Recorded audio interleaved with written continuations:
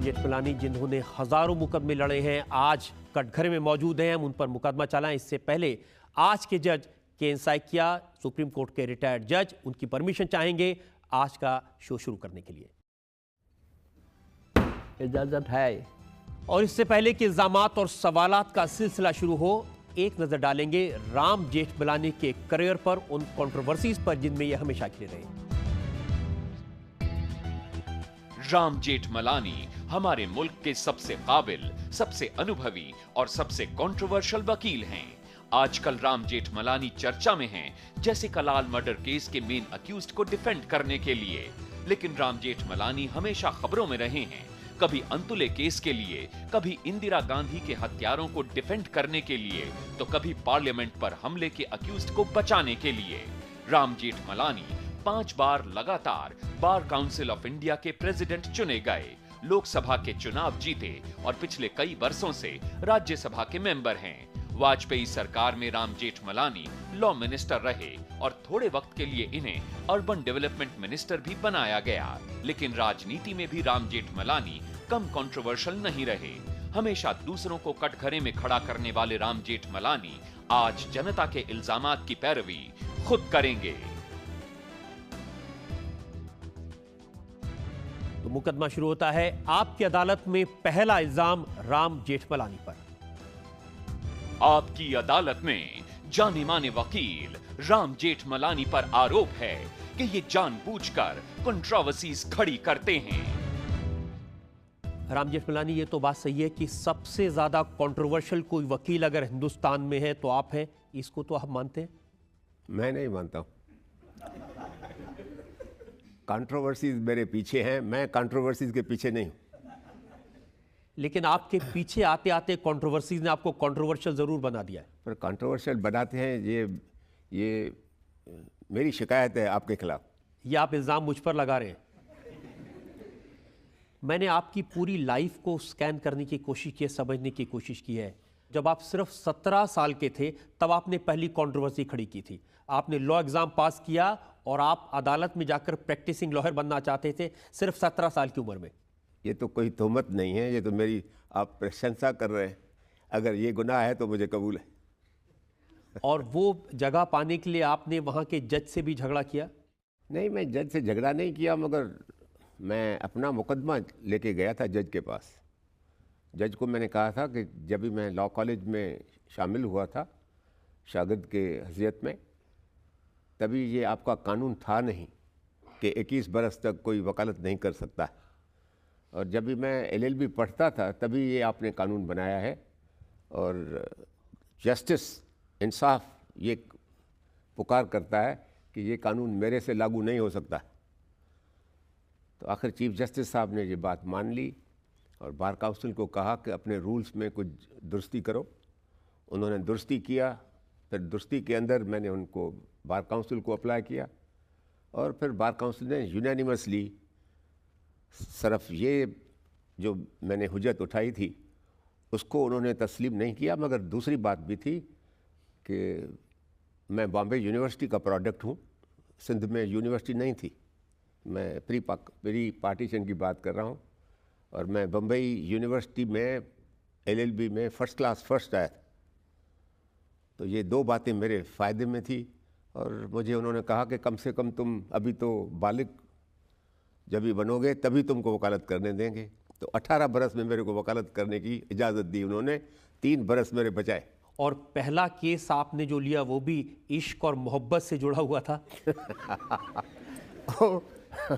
वो मेरा इश्क और मोहब्बत नहीं, दूसरे किसी का।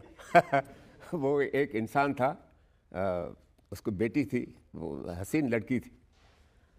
वो जाके ही used to offer that girl in marriage. उनका बिट्रोथल हो जाता था, पैसा लेता था उनसे, फिर भाग जाता था। तो मैंने एक बेचारे को जिसके साथ ये 420 का काम हुआ, तो मैं फरियादी का वकील था। ये मैंने मुकदमा दाखिल किया था उसके खिलाफ कि ये चोर है और अपने बेटी का ये दुरुपयोग कर रहा है। वो कहते थे कि इधर तो सिविल केस है और लड़की नहीं मानती है तो हम क्या करें। मगर हमने दिखाया कि ये 3 और लड़कों से इन्होंने ये बात किया है, ये इन्होंने बिजनेस बना के रखा है। तो मैंने सदा याब कराया उसको। लेकिन ये बात भी सही है कि आपका भी इश्क और मोहब्बत जल्दी शुरू हो गया था, 18 साल की उम्र में आपने शादी कर ली थी। पर ये है बराबर आशिकाना तबीयत है, तो क्या कर सकते हैं।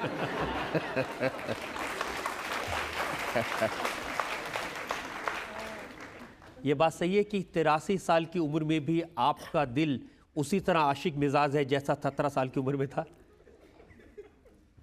ये मैं इसको गलत बात कहने के लिए तैयार नहीं हूँ।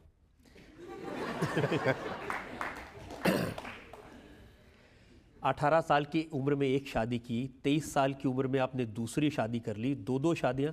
बराबर है, ठीक कहते हैं आप। ये उन दिनों में ये जुर्म नहीं था। नहीं, आपने सिर्फ इसलिए किया कि जुर्म नहीं था, या इसलिए किया कि बहुत दिल फेंकते आप? आप जो कह रहे हैं वो ठीक है। तो आप दो बीवियों को खुश रख पाए? बिल्कुल, आखिरीन तक। एक मेरी बीवी 80 बरस की उम्र थी मेरी, तभी उसका इंतकाल हो गया, और दूसरी का इंतकाल अभी हुआ, 2 बरस हुआ। मैंने इतने बरस उनकी खिदमत की, और आप एक की खिदमत में थक गए हैं, मैंने दोनों की खिदमत लेकिन मैंने जो आपकी रेपुटेशन सुनी है वो तो ये है कि 2 तो बीवियां थी, लेकिन उसके अलावा गर्लफ्रेंड्स आपकी आज भी मौजूद है। वेल, गर्लफ्रेंड्स तो मेरे को बहुत हैं, मगर इसमें क्या जुर्म है? जुर्म ये है कि एक उम्र के बाद में आदमी को थोड़ा स्लो डाउन होना चाहिए। मैं जिंदा नहीं रह सकता इसके बगैर।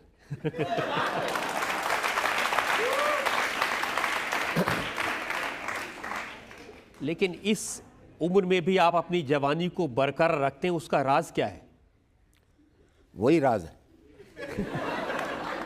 वही राज है। और मैं अपने शरीर की भी खिदमत करता हूँ, अपने खाने पीने पे ज़ाब्ता रखता हूँ, और नौजवानों की कंपनी में अपने को जितना हो सकता है नौजवान लड़कियों की कंपनी में आप कह रहे हैं? अभी देखो, मैं कॉलेज का प्रोफेसर एमेरिटस हूँ। मैं बेंगलोर में पढ़ाता हूँ, पुणे में पढ़ाता हूँ, कभी कभी दिल्ली में पढ़ाता हूँ। This is my way of keeping young with the young people, the brilliant young people of India today. I live in their company, and that is why I keep my self intellectually alive. तो मुझे लगता है कि इस charge में तो आपके खिलाफ कोई जुर्म नहीं है। आप मानते हैं आप आशिक मिजाज हैं, आप जानते हैं आप दिल फेंके, तो मैं क्या कहूँ इसमें। जो सच्ची बात है उसको तस्लीम करना चाहिए। सच से मैं नहीं डरता।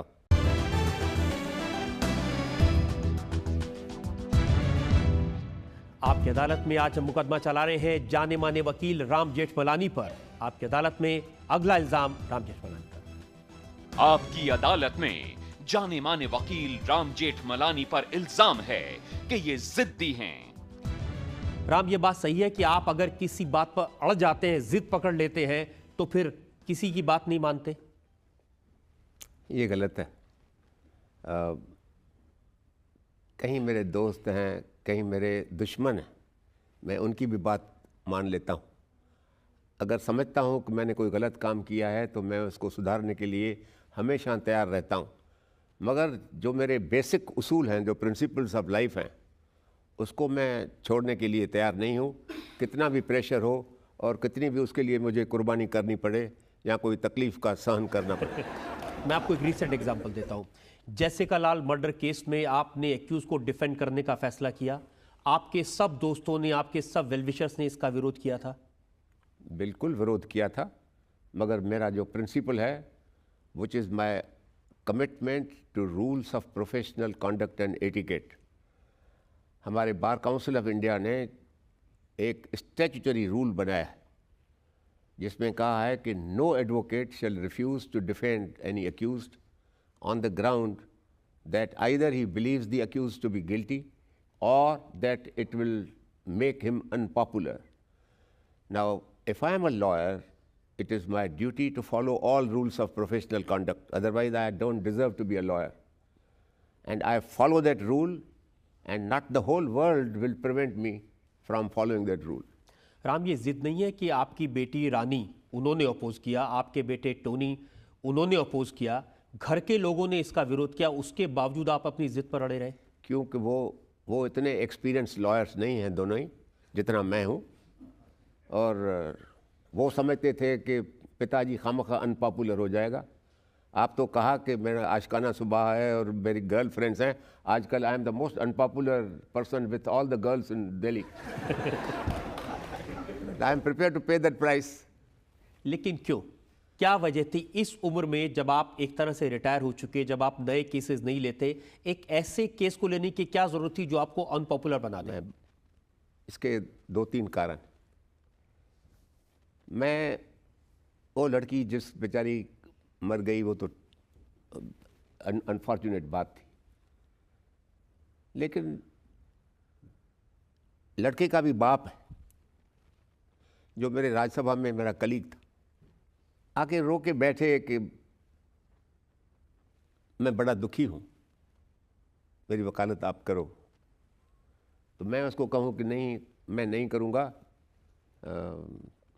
क्योंकि जेसिका एक हसीन लड़की थी और उनके साथ पब्लिक की सिंपथी है। मेरा जहन, मेरा अंतःकरण ये बात को तस्लीम करने के लिए तैयार नहीं था। I didn't do it for money. आप विनोद शर्मा से पूछिए, did it without even taking a single pie. I did it. Question of principle था, या आपको इमोशनली एक्सप्लॉइट कर लिया अपनी दोस्ती दिखाकर? अब कहा हो, बेशक आप ऐसा भी कह सकते हैं कि इमोशनल एक्सप्लॉयटेशन है, बराबर। somebody appeals to my deeper emotions. I am basically a very kind-hearted person. I can't see somebody unhappy. Any unhappy person comes to me, I help. And maybe that out of that emotion, I did it. And I'm very proud of the fact that I did it. Ram, आपने कहा कि आपने पैसे के लिए नहीं किया, एक पैसा आपने इस केस के लिए नहीं लिया। आपको ये भी साबित करने की ज़रूरत नहीं थी कि आप कितने काबिल वकील हैं, आप तो पहले से ही ये रेपुटेशन आपकी है। लेकिन इसके बावजूद एक ऐसा केस लेना जिसमें आप अच्छी तरह जानते थे कि पब्लिक ओपिनियन कम से कम आपको सपोर्ट नहीं करेगा। That is where the duty of a lawyer comes in. अगर ये फैसला अदालत नहीं करे मगर प्रेस कर दे, ये देश के लिए आखिर इस देश के हित में नहीं है और हमारे जुडिशियल सिस्टम के हित में नहीं है। That is why I defended the man. And I don't win all my cases. On the same day 18th को जजमेंट हुई, 2 जजमेंट्स हुई। लालू मेरा क्लाइंट छूट गया, इसको सजा आई। So winning and losing is a part of the profession, but I must do my duty. That is what the teaching of the Gita is. Gita क्या सिखाती है कि अपना काम करते रहो और जो भी उनका फल हो, फल की चाहना मत रखो, और फल बुरा हो अच्छा हो डरो मत, अपने विवेक के साथ सचारा रहो, बस। इस केस का जजमेंट आया है जिसमें मनु शर्मा को उम्र कैद की सज़ा सुनाई अदालत ने, तो आपको ये नहीं लगा कि आपने एक ऐसा केस लड़ा जो कमज़ोर केस था? केस कमज़ोर था या मजबूत था, ये आखिर सुप्रीम कोर्ट फैसला करेगी, और मैं इसके ऊपर कोई टीका करने के लिए तैयार नहीं हूँ। जजेस ने फैसला किया है, करते रहते हैं जजेस। उन्होंने अपना काम किया, मैंने अपना काम किया। आप कह रहे हैं कि अब आप फिर सुप्रीम कोर्ट में इस केस को लड़ेंगे? मैं सुप्रीम कोर्ट में केस लड़ूंगा तभी जब मेरे पास फिर वो आए, फिर वो उनके छोटे वकील जूनियर लॉयर्स हैं वो आए, और हो सकता है कि जब तक वो आए मैं अपना चरित्र नष्ट करके बैठूं और प्रेस का प्रेशर में आ जाऊं, फिर मैं नहीं करूँगा। या जो आपकी गर्लफ्रेंड है उनके प्रेशर में आप आ जाए कि केस नहीं लड़ना? मेरी गर्लफ्रेंड है ही नहीं, सब बिगड़ गई है। राम, जब इस केस को देखा, देखिए वैसे आपकी रेपुटेशन एक अच्छे आदमी की है, जैसा आप खुद भी जानते हैं। आपकी एक ऐसे आदमी की रेपुटेशन जो इमोशनल है, दोस्तों का दोस्त है, किसी की मदद करता है। लेकिन इस केस को जब आप डिफेंड कर रहे थे तो ऐसा लगा जैसे फिल्मों में किसी विलन को डिफेंड करने के लिए किसी विलन लॉयर को लाया जाता है। मैंने आपको कहा है कि मेरी प्रोफेशनल एटिकेट और रूल है कि मैं उसी केस के बारे में पब्लिक के सामने कोई भी टीका नहीं करूं जिसमें मैं खुद जिसमें मेरा भाग रहा। So please don't embarrass me by asking me more questions about Jessica Lal. Some other time, when the Supreme Court has decided this matter one way or the other, we'll have occasion to talk about it. मैं उस But case के बारे में नहीं पूछ रहा हूं, मैं आज आपकी the matter is sub judice. मैं आपकी रेपुटेशन के बारे में पूछ रहा हूं। आपने जिस तरह से उस केस को डिफेंड किया, उससे आपको ये नहीं लगा कि आपकी जो पॉपुलैरिटी है वो तो कम हुई, साथ में जो कैरेक्टर है वो एक अच्छे आदमी का। मेरे को क्या इलेक्शन लड़ना है, मेरे को पब्लिक का वोट चाहिए, कुछ नहीं चाहिए मेरे को। बाकी हमारे जीवन का सफ़र ख़त्म हो चुका है लगभग। अभी हम अपना मुकदमा लड़ रहे हैं ईश्वर के साथ। अपना कमज़ोर वक्त जो हमारा मुकदमा है वो, उसमें मैं बिजी हूँ। इसीलिए ये सवाल पैदा हुआ कि ये नहीं है कि सिर्फ विनोद शर्मा आपके दोस्त थे, बीना रमानी भी आपकी दोस्त रही है। कोई पॉपुलैरिटी, पर्सनल पॉपुलैरिटी का मेरे को सवाल ही नहीं उठता है। जब मेरा रूल है प्रोफेशनल कंडक्ट का, मैं उसका पालन करने के लिए तैयार हूँ और करता रहूँगा। लेकिन आज आपको ये दुख नहीं होता कि आपने बदनामी भी ली, अनपॉपुलर भी हुए और अपने क्लाइंट को बचा भी नहीं पाए? If you do not make a sacrifice for your principles, then your attachment to your principles is superficial. You have no right to call yourself a principled person. तो आपको लगता है कि अगर अब एक बार फिर से आपके इमोशन सामने आए, एक बार फिर से आपको कहा गया, तो आप फिर इस तरह के केसेस लेते रहेंगे? ऐसी सिचुएशन होगी जिसमें कोई तब्दील नहीं होगी तो शायद मेरी कंडक्ट वही होगी, मगर मुझे डर ये है कि मैं प्रेस के प्रेशर में नहीं आ जाऊं। लगता है कि आप थोड़े थोड़े प्रेशर में तो आ रहे हैं आज। हाँ, आपको इस बात के ऊपर फख्र है तो आपका अधिकार।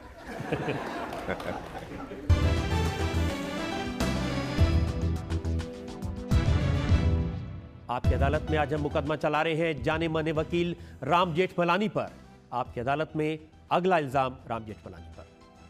आपकी अदालत में जाने माने वकील राम जेठमलानी पर इल्जाम है कि इन्होंने देश के दुश्मनों को डिफेंड किया। राम, जेसिका लाल मर्डर केस तो एक अलग बात है, लेकिन ऐसे बहुत सारे केसेस इतिहास में हैं जहां ऐसे लोग जिन्होंने मुल्क के खिलाफ गुनाह किया, उनको डिफेंड करने का काम आपने किया? बिल्कुल नहीं। मैं आपको एक उदाहरण बताता हूं। प्रोफेसर जिलानी, जिनके ऊपर इल्ज़ाम था उन्होंने पार्लियामेंट अटैक में हिस्सा लिया है, उनको अगर आप नहीं होते तो शायद कोई बचा नहीं पाता। अगर इल्ज़ाम लगाने से, पुलिस के इल्ज़ाम लगाने से इंसान गुनहगार हो गया तो फिर हमारे हिंदुस्तान की डेमोक्रेसी, फ्रीडम, एक सिटीज़न की लिबर्टी सब खतरे में पड़ जाएगी। And when I defended professor Gilani, I was vindicated by the result. The Delhi High Court came to the conclusion that it was a case of no evidence, not even bad evidence, but it was a case of no evidence. And the Supreme Court sustained that verdict. So, according to me, it is my greatest achievement that I defended an unpopular person and succeeded in bringing justice to him. आपने professor Gilani को इसलिए defend किया कि उनके खिलाफ evidence नहीं था, लेकिन नहीं, I did not defend him because I suggested to the court, argued before the court, और कोर्ट इस बात को मान गई कि इनके खिलाफ कोई भी सबूत नहीं, बेगुनाह।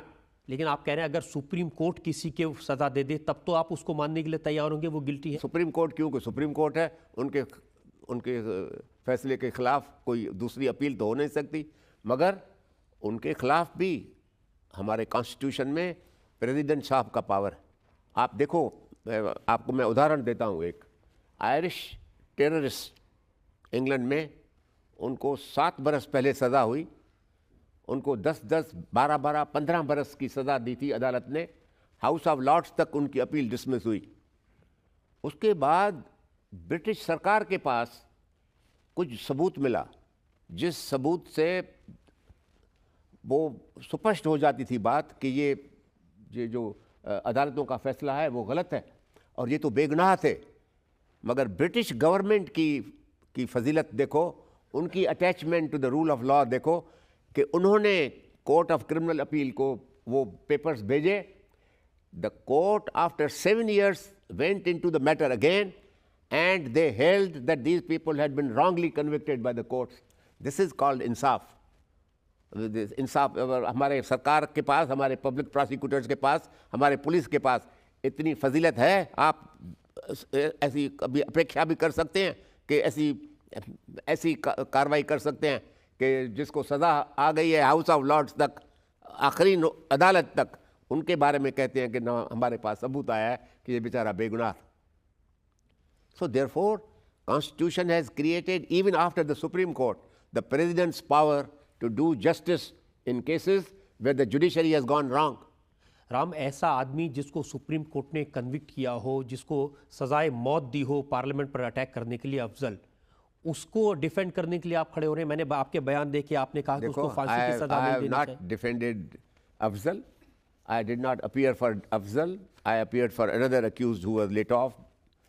Afzal was being defended by somebody else. No, मैं कह रहा हूं कि अब आपने कहा कि उसको when I was told whether he is guilty or innocent, I said that I have no qualifications to comment upon whether he is guilty or not, but I can tell you that the man did not get a fair trial. In spite of a fair trial, he might have been convicted. The result may have still been the same, but he did not get a fair trial. लेकिन आपने ये भी कहा कि उन्हें फांसी की सजा नहीं होनी चाहिए। I never said that. I merely said that this is a matter which should be considered by the President out of not regard for Afzal, but out of regard for our dignity of our judicial system. ये मेरे पास में आपका 28 नवंबर 2006 का statement है, press trust of India ने release किया है, Afzal should not be hanged, Jethmalani. Now this is, you press people give headlines of your own. This is not a part of my statement. What I said was that there was an agitation going on that you hang him tomorrow. I said, no, the President must take his own time in considering this matter. After he has decided that the Supreme Court was right, then you should convict him. But I said, I don't want to comment on the merits of this case because I have no means of doing it. I have not even read the record. But so far as the fairness of a trial is concerned, he did not get a fair trial. मैं आपको court के बाहर जो आप कहते हैं वो आपको बताता हूं।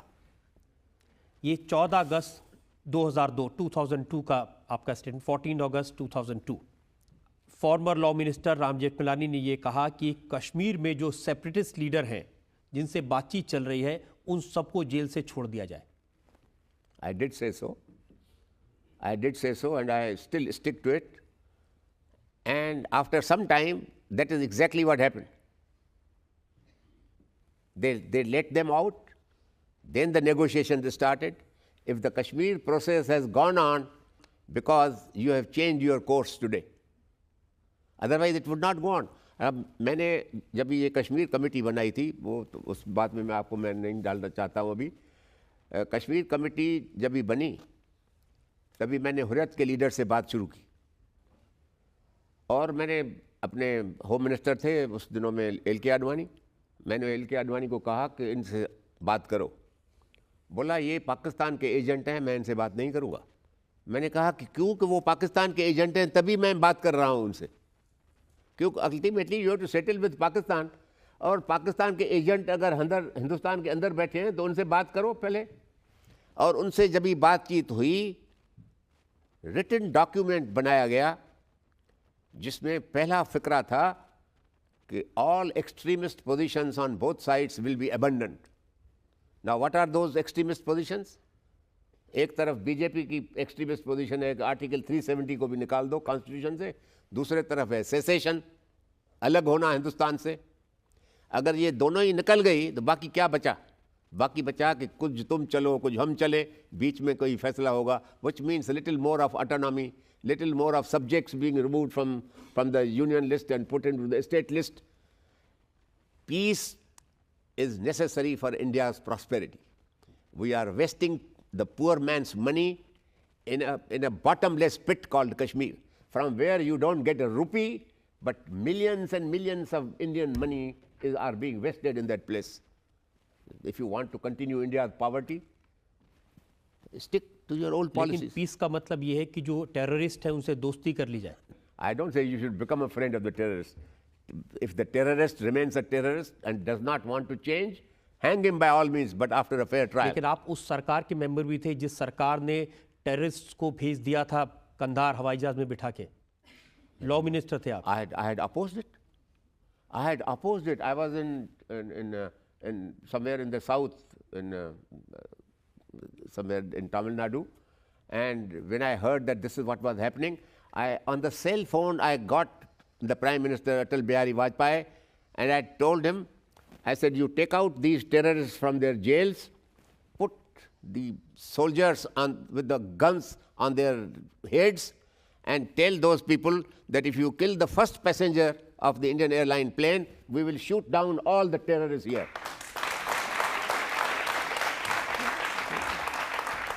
फिर आखिर क्या हुआ?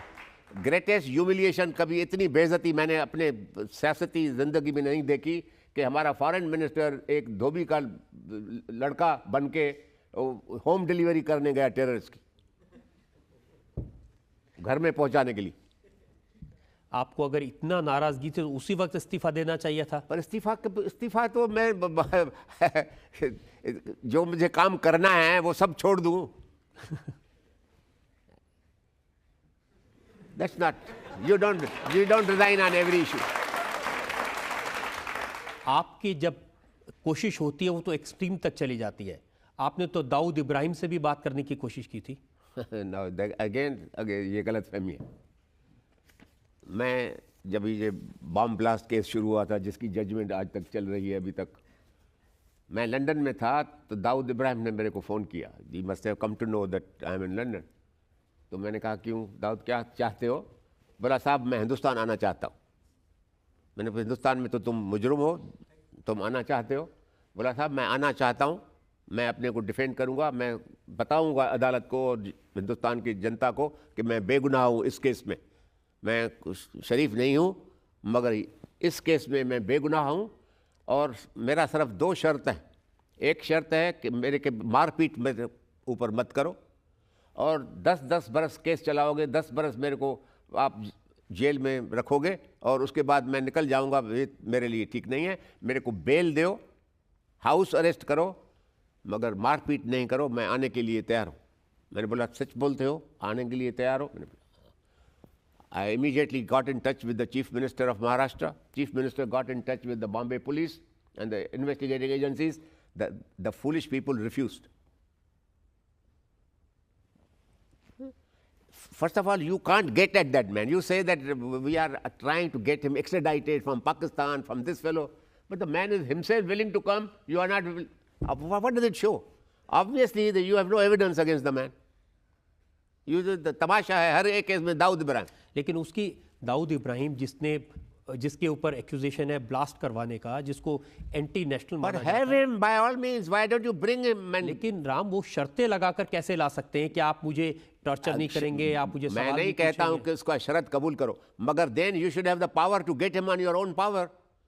First of all, you can't get him on your own power. If you can't get him on your own power, the man says, I'm coming, I'm between the two. What is the choice? Any sensible person would say, all right, you come and face the trial here. लेकिन आप भी law minister थे, उस सरकार में बहुत ताकतवर law minister थे वाजपेयी की सरकार में, तब क्यों नहीं आपने कोशिश की? ये थी 93 की, मैं मिनिस्टर बना 99 में। अभी 6 बरस के बाद जब वो उसकी ऑफर को अलाई हुए ना, आपने कोशिश की जैसे 6 साल के बाद में? दे रिफ्यूज, द केस शुरू हो गया था उसके बाद, और मेरा क्या पड़ता है कि मैं जाके दाऊद इब्राहिम से, दाऊद ने मेरे को फ़ोन किया तो मैंने बताया सरकार को। आज आपको दाऊद फ़ोन करे तो आप फिर से उसकी बात को सरकार तक पहुंचाने की कोशिश करेंगे? क्यों नहीं, certainly, my duty as an Indian national. और एज ए लॉयर आप उसको डिफेंड भी करेंगे? अभी whether I defend him or no, the question doesn't arise. But if the man was in India, for example, facing a trial, and at that time I was in active practice, I would have taken up his case. Why not? What's wrong? जो आदमी देश के खिलाफ conspiracy करे, आप उसका case लेंगे? This is what I have been protesting against. The press and the media have no right to decide who is देश के खिलाफ. देश के खिलाफ is for the courts to decide after hearing evidence. आप कह रहे हैं कि प्रेस को कभी नहीं बताना चाहिए कि कौन एंटी नेशनल है, किसी के बारे में कुछ नहीं बोलना चाहिए? बेशक करो कि इसके ऊपर शक है, इसके ऊपर कार्रवाई करो, इसके ऊपर अदालत के सामने खड़ा करो, जैसे मेरे को आज खड़ा किया इधर आपने, करो, मगर you have no right to take a decision that this man is guilty. Ram, फैसला करने का काम तो अदालत का है और उससे भी ज्यादा बड़ा फैसला देश की जनता करती है। देश की जनता करती है at the time of elections which government you want in the country. जनता को भी अधिकार नहीं है ये फैसला करने का कि कौन जेल में बैठना चाहिए।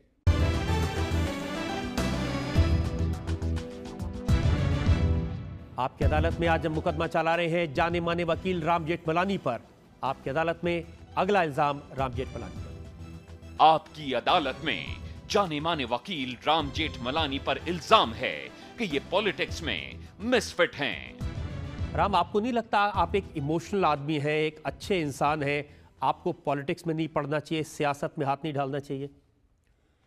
ये जो आप कहते हैं कि I am a misfit in politics, इस बात में काफ़ी वजन है।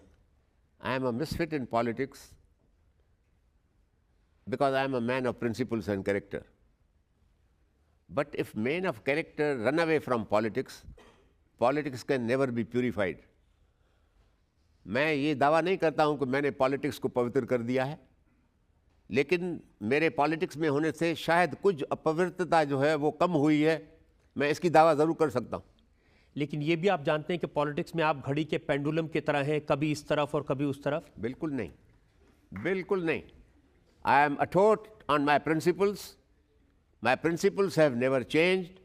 The parties have gone back on their principles and they have either driven me out of the party.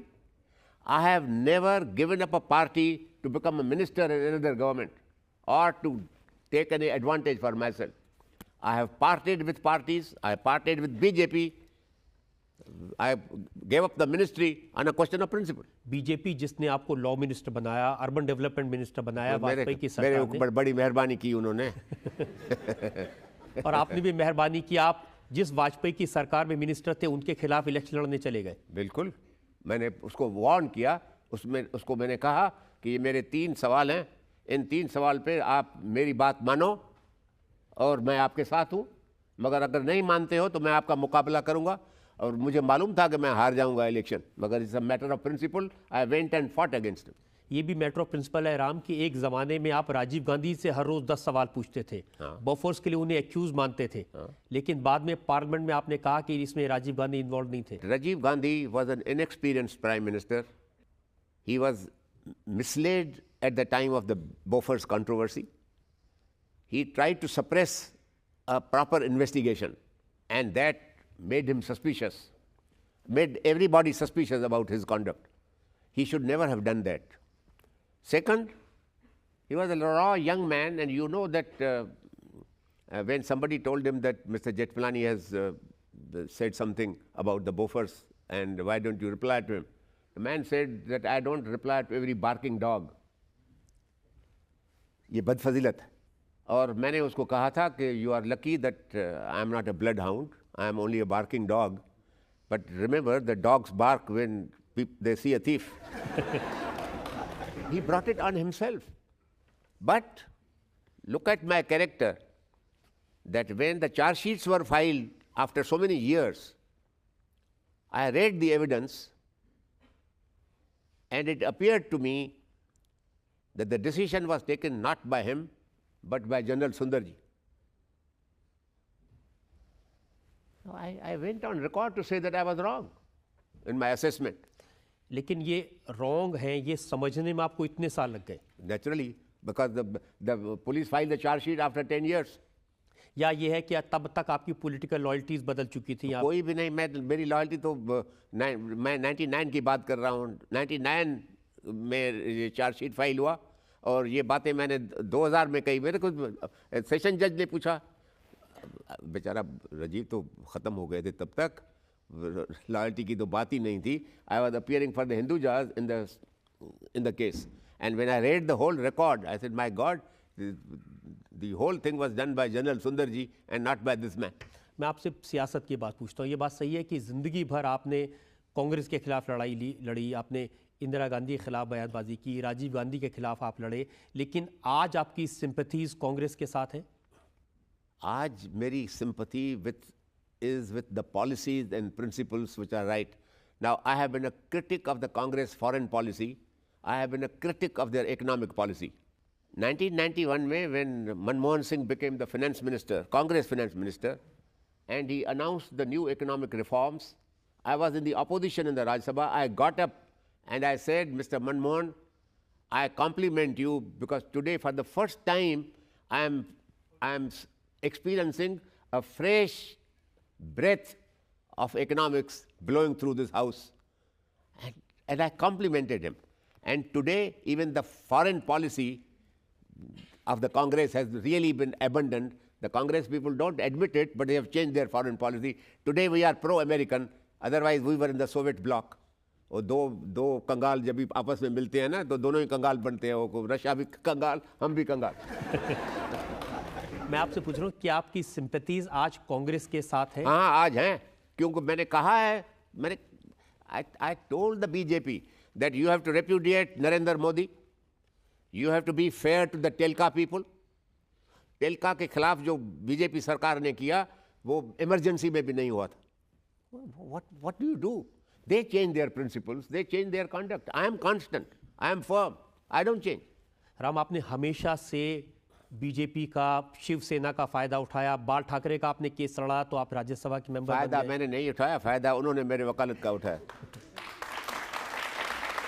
अब आपको नहीं लगता कि कांग्रेस आपका फायदा उठा रही, वो आपको वोट दिलाएगी? जब तक क्यों नहीं उठाए? Everybody is entitled to use my intelligence, my experience, my knowledge of foreign policy, my knowledge of international law. They are entitled to use it. They must use it. But if they go wrong, I'll get up and tell them that they are wrong. I attacked them the other day on the Office of Profit Bill. I attacked them. मेरा आपके लिए question ये है कि आप किसी भी case को लेते हैं तो आपकी मेन प्रायोरिटीज क्या होती हैं? मैं आजकल मैंने घर के बाहर बड़ा बोर्ड लगाया है कि मेरे पास नया केस लेके नहीं मत आओ, मगर कहीं दोस्त हैं जिसको मैं मना नहीं कर सकता हूं अपने घर में आने के, और लाचार बड़े प्रेशर के अंदर आके मैं कोई ना कोई केस उठाता हूं. लेकिन ये बोर्ड तो आपने 1971 में भी एक बार अनाउंस किया. 1971 में मैंने बोर्ड नहीं लगाया, लेकिन अनाउंस किया था कि अब मैं और केसेस नहीं लूंगा. ठीक है, मैं करता रहा हूं. You know that 90% of my practice is free practice. It is from the remaining 10% that I make enough money to keep 2 wives. लेकिन आप जिन लोगों को डिफेंड करते हैं उनके नाम भी बड़े बड़े हैं. उनमें कभी हाजी मस्तान का नाम आता है, कभी संजय सिंह का नाम आता है. I defended 40 years ago when I was a young lawyer. और कभी संजय दत्त का नाम आता है. हमेशा बड़े बड़े लोगों को डिफेंड करते हैं. पूछो संजय दत्त से, मैंने कोड़ी लिया. They're all सुनील दत्त का बेटा है, फ्री. तब आप जनता को इनवाइट कर रहे हैं कि जिसको परेशानी हो आपके पास आ जाए, उसमें केस लड़ेंगे. तभी तो मैंने बोर्ड लगाया है.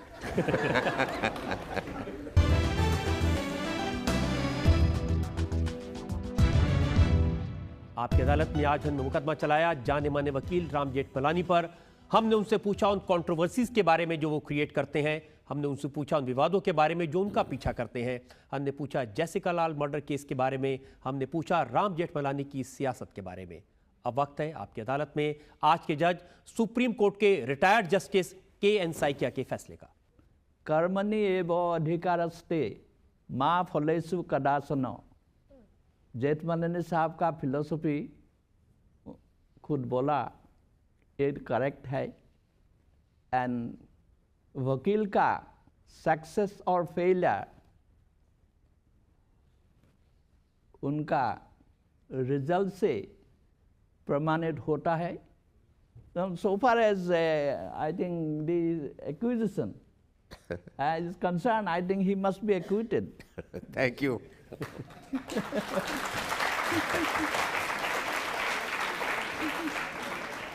हमें उम्मीद है कि बढ़ती उम्र के साथ